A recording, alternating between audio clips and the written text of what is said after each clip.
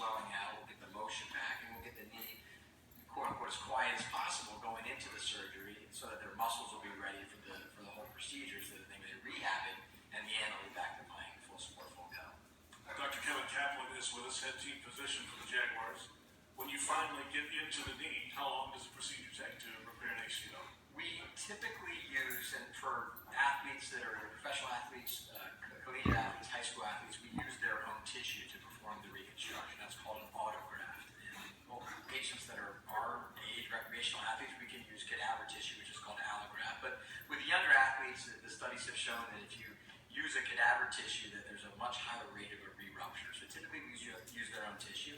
Taking that graft or getting that graft, which is most of the time called bone, tendon, and bone, so a piece of the kneecap, a piece of the tendon, a piece of the tibia bone, that takes about anywhere between 12, 13, 14 minutes, something around there.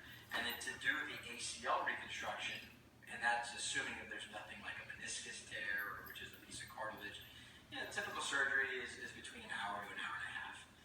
And then obviously there's the part of making the incision, closing the incision, putting the dressing on it. And you know, it's the same day surgery, they come in and out the same day, and they pretty much start rehab the next day or 2 days after to start getting the knee moving. Yeah, that's the next question, was the recovery from surgery. How long do you wait to get moving, and